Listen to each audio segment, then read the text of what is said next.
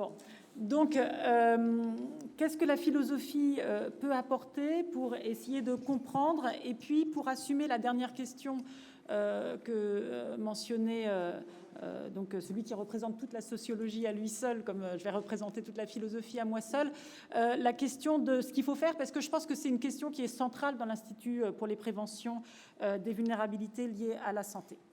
Alors moi, je vais procéder en tant que philosophe de la médecine, philosophe des sciences, c'est-à-dire d'un point de vue plutôt épistémologique, pour essayer de comprendre les catégories que nous utilisons et comprendre que le sens des catégories dépend d'un ancrage théorique sur lequel je vais un petit peu prendre du temps pour essayer d'expliciter les ancrages théoriques souvent implicites qui sont utilisés par les acteurs lorsqu'ils utilisent ces catégories, et puis terminer justement sur la question que Daniel Benhamouzig a appelé le message politique, parce que je pense qu'elle est effectivement essentielle pour comprendre le positionnement de l'Institut.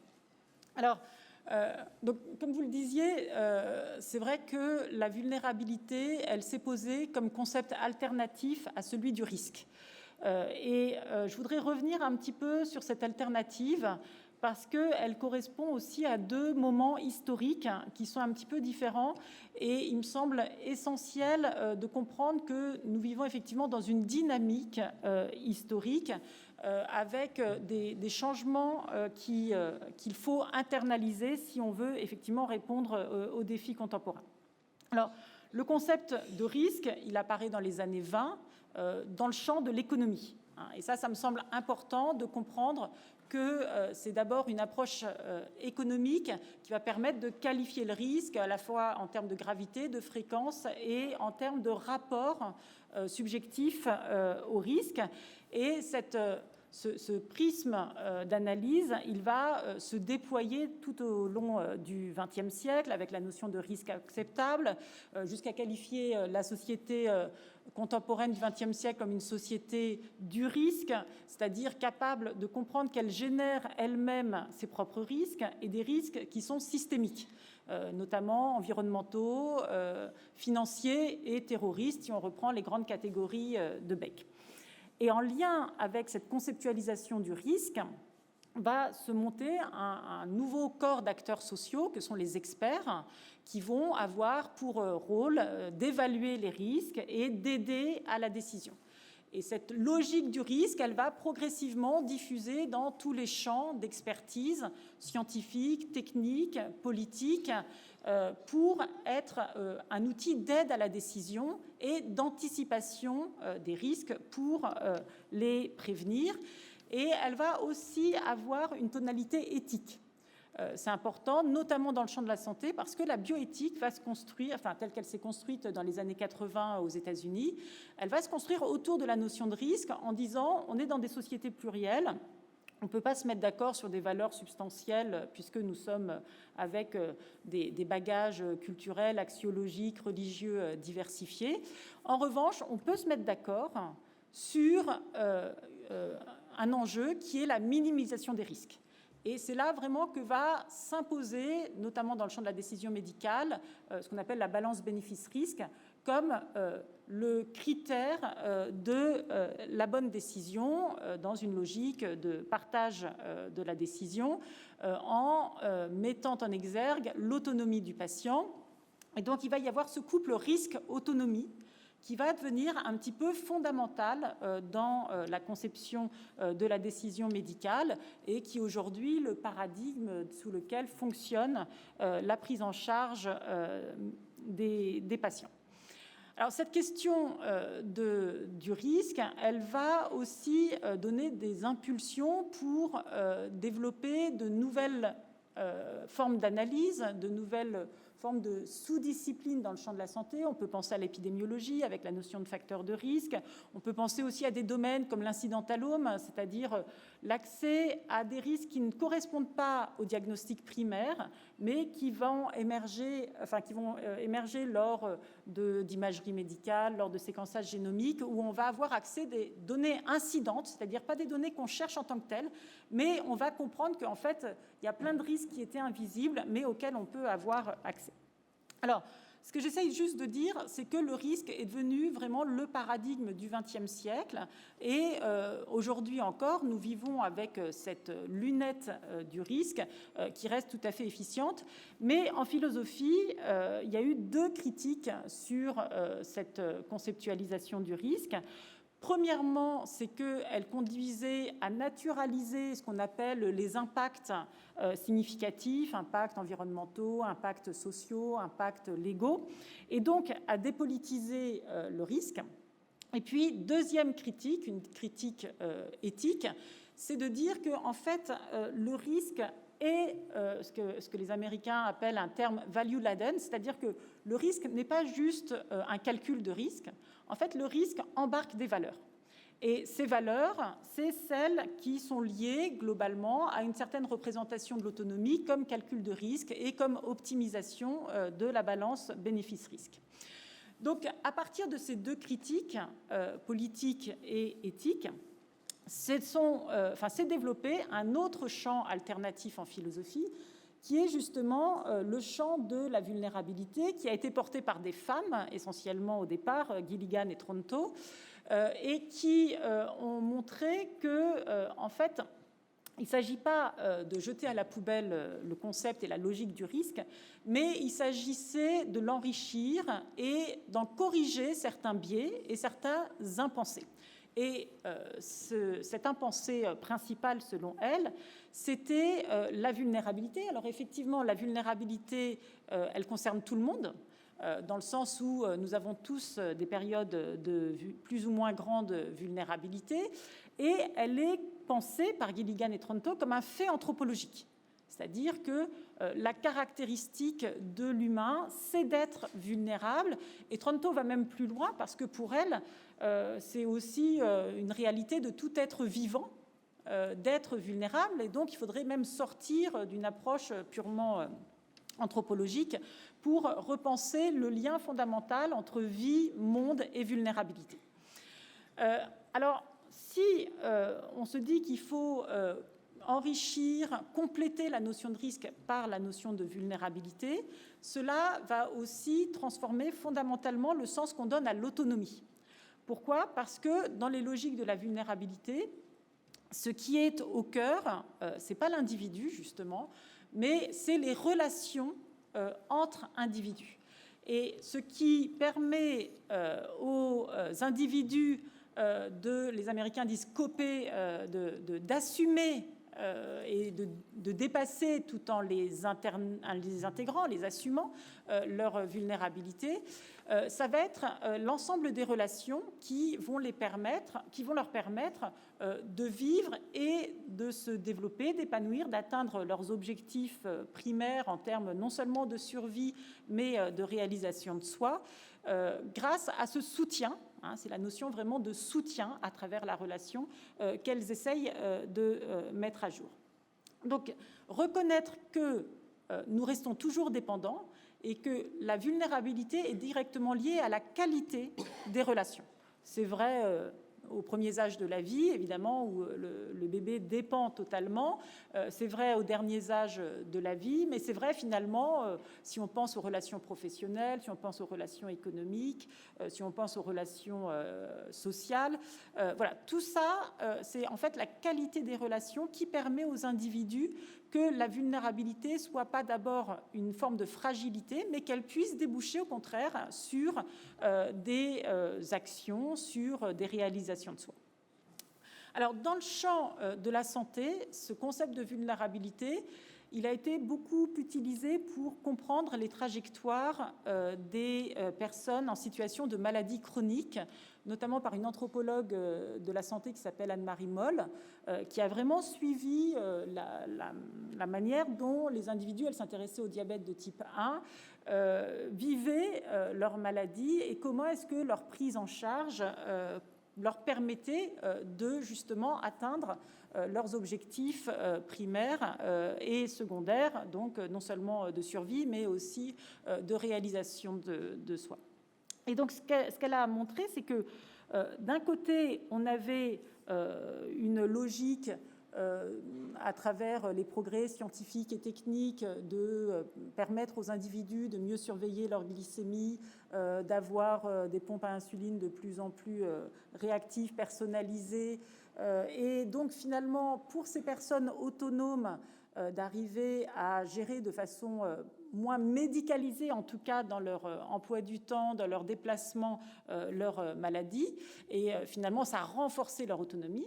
Mais pour d'autres patients qui n'arrivaient pas à surveiller leur glycémie, qui n'arrivaient pas à utiliser leur téléphone pour régler leur pompe, etc., en fait, ou ne comprenaient pas, disons, la relation en téléconsultation, télémédecine, en fait, se retrouvaient dans des situations de plus grande fragilité. Pourquoi ? Parce qu'elles étaient en situation d'échec thérapeutique.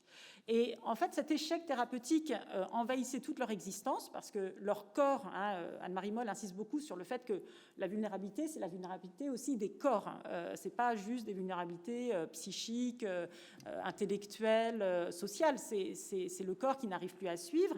Et donc, ça a impacté leur vie professionnelle, leur vie familiale, et tout ça faisait un cercle vicieux en situation d'échec thérapeutique qui faisait que leur accès même aux soins devenait de plus en plus problématique. Donc, il y a vraiment des trajectoires qui se renforcent et ce n'est pas les mêmes catégories de personnes. Ce que montre Anne-Marie Moll, c'est que la logique de l'autonomie est extrêmement performante pour un certain nombre d'individus, mais en fait, elle peut être d'autant plus stigmatisante et excluante pour d'autres individus. Alors ça implique de penser la logique de l'autonomie de façon un petit peu différente, en tout cas c'est ce que propose Moll, mais en termes plutôt de capacité.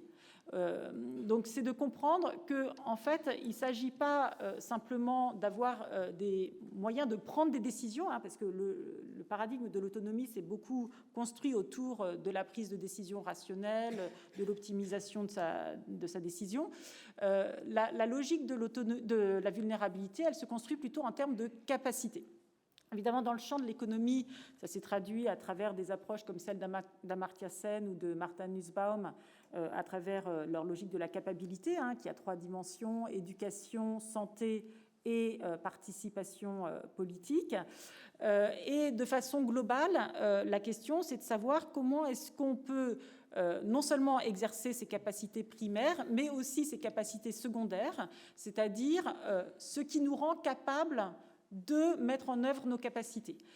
Et là encore, c'est tout ce réseau de relations politiques, d'éducation et de dimension sanitaire qui nous rend capables d'être capables. Alors, donc ce que montre ce changement de paradigme des vulnérabilités, c'est qu'il faut compléter, corriger, et que c'est ça, selon un certain nombre de philosophes, le défi du XXIe siècle qui caractériserait notre moment contemporain.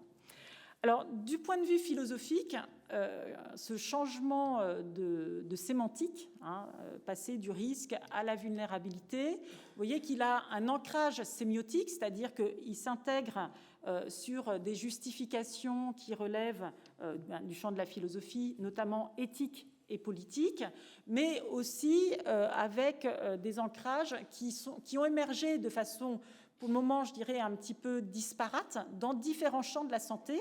Et je voudrais faire quelques focus sur cette émergence de la notion de vulnérabilité dans le champ de la santé, pour essayer de tester cette hypothèse de travail de l'Institut de prévention des vulnérabilités liées à la santé, de dire, voilà, on le voit apparaître dans plusieurs champs, est-ce qu'il serait pertinent et performatif de le penser de façon générique ? Et donc ça m'amènera à la 3e dimension, sémantique, sémiotique et pragmatique. Qu'est-ce que ça ferait et qu'est-ce que l'Institut propose de faire ? Pourquoi ? En faire une catégorie en tant que telle, transdisciplinaire et transdimension, on pourrait dire. Alors, je vais juste éclairer quelques champs, et je n'ai pas de prétention à être systématique, mais c'est des éclairages qui sont apparus dans le travail qu'on avait lancé avec Régis pour réfléchir à cette notion de vulnérabilité liée à la santé. Il y a eu des éléments qui nous sont apparus dans le champ de la douleur, et notamment de la douleur chronicisée post-chirurgicale. Il y a eu un livre blanc qui est apparu en 2022 sur ces questions. En gros, ce qui a été montré, c'est que cette question de la douleur chronicisée post-chirurgicale, elle était liée non seulement à des facteurs de risque, mais aussi à des formes de vulnérabilité antécédentes. Et que c'était l'éclairage de ces vulnérabilités antécédentes qui pouvait nous permettre de les prévenir, de les anticiper. Et cela impliquait de comprendre ces douleurs chronicisées post-chirurgicales comme des vulnérabilités liées à la santé. Parce qu'un enjeu, c'est de savoir qu'est-ce que ça veut dire lié à la santé. Est-ce que ça veut dire causé? Mais en fait, les facteurs causaux étant très complexes, étant intersectionnels avec des approches sociales, des approches relationnelles, des approches aussi plus sociologiques, de formes de stigmatisation, etc. Ce qui est important, c'est d'accepter un certain flou de la notion de lien, mais de montrer qu'il y a des corrélations et qu'il y a des cumuls de vulnérabilité. Donc, en tout cas, dans le domaine de la douleur chronicisée post-chirurgicale, il y a une prise de conscience des acteurs sur l'importance de penser non seulement aux facteurs de risque, mais aussi en termes de vulnérabilité. Je vous l'ai dit, dans le champ de la maladie chronique, c'est aujourd'hui une réflexion très forte de comprendre comment est-ce que certains progrès de la médecine peuvent renforcer des vulnérabilités de certaines catégories d'individus. Et là, ce n'est pas que des individus en tant qu'individus, c'est aussi des populations d'individus parce que, effectivement, elles correspondent assez bien à ce que la santé publique caractérise d'inégalités sociales en santé. Et puis, je vais parler d'un troisième exemple qu'on a travaillé ici aussi à Dijon avec l'équipe de génomique, que sont les les vulnérabilités liées à la génomique. Donc, c'est un champ en pleine expansion, évidemment, la génomique. Et c'est une vulnérabilité très particulière parce qu'on pourrait appeler ça une vulnérabilité informationnelle. La génomique, elle fait essentiellement du diagnostic à travers du séquençage dit nouvelle génération. Et en fait, elle va souvent pas faire grand-chose au sens concret, pratique du terme de la prise en charge thérapeutique, mais elle va profondément changer le statut des individus. Dans les années 2010, Timmermans et Buchbinder ont appelé ces patients qui ont un diagnostic génétique des patients in waiting, c'est-à-dire des patients liminaux, c'est-à-dire des patients qui n'ont pas de symptômes, mais qui potentiellement, parce qu'en général c'est des probabilités, peuvent développer tel ou tel symptôme. Et en fait, ils ne sont pas encore malades, mais ils sont déjà malades. Et de fait, ils ont une prise en charge avec, si possible, de la prévention, mais aussi beaucoup d'informations.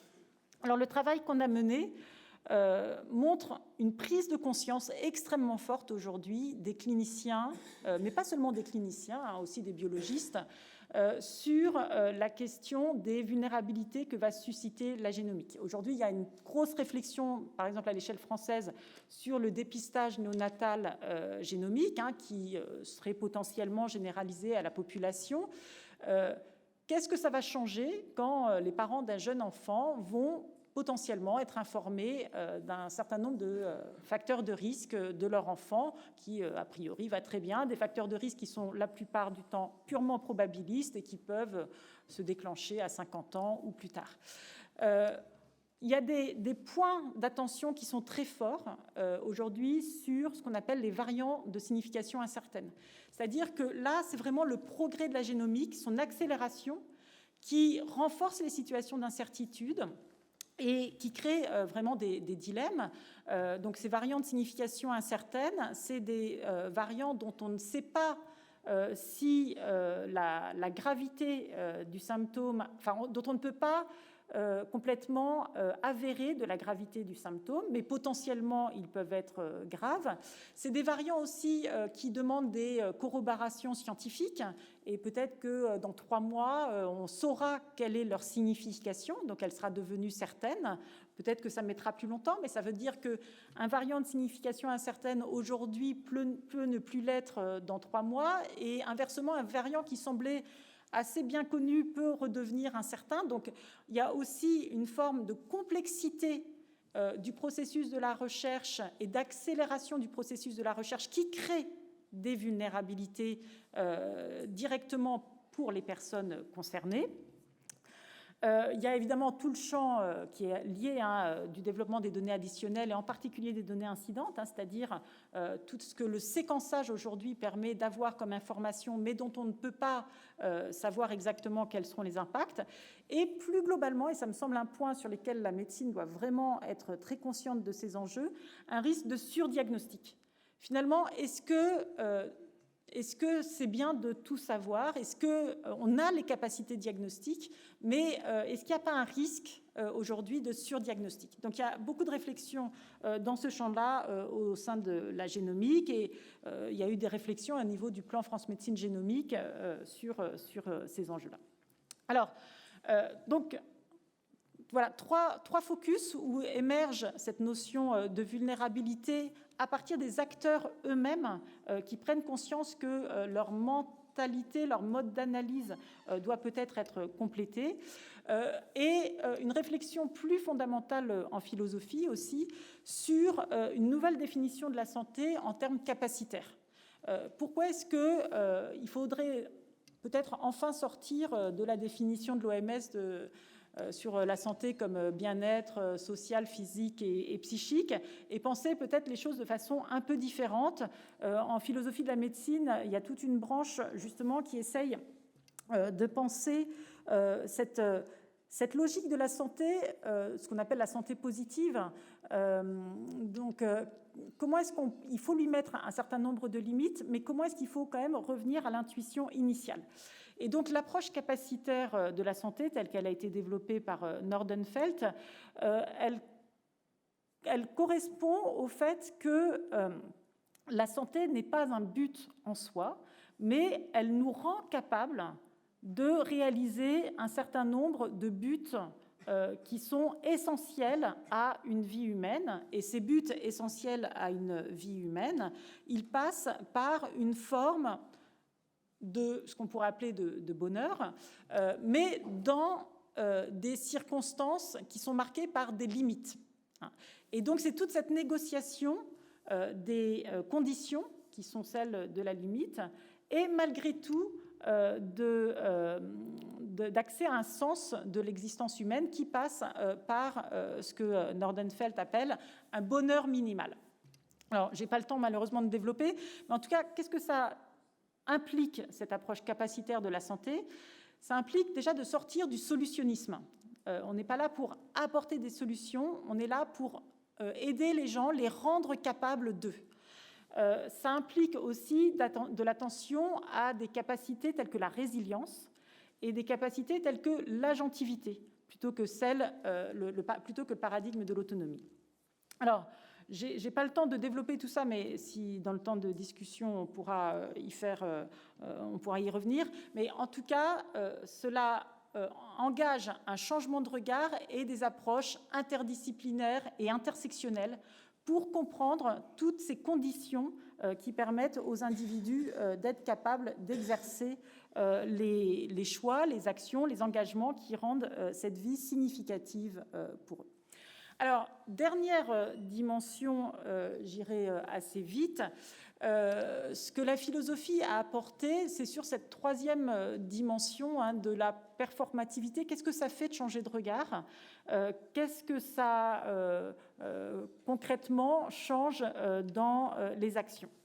Alors, en philosophie de la médecine et en philosophie des sciences, il y a eu toute une réflexion sur ce qu'on appelle les valeurs de la science, pour comprendre qu'on pourrait un peu dire qu'il y a eu 3 grandes valeurs développées historiquement par les sciences.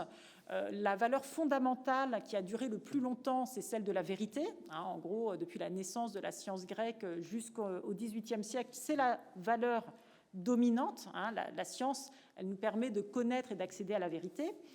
À partir du XVIIIe siècle, cette valeur de vérité semble peut-être un peu ambitieuse et excessive, et elle avait un coût, je dirais, ontologique qui était plus à la mode au XVIIIe siècle, mais la valeur dominante devient celle de l'utilité.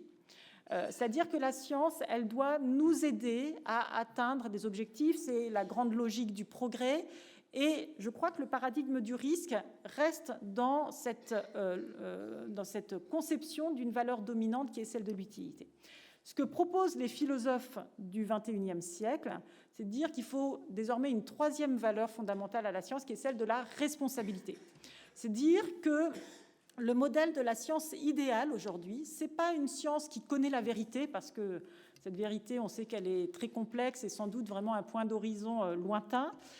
Ce n'est pas celle de l'utilité seulement, parce que dans l'utilité, en fait, on a compris que la science était plus ou moins utile à certaines catégories de la population, à certains pays.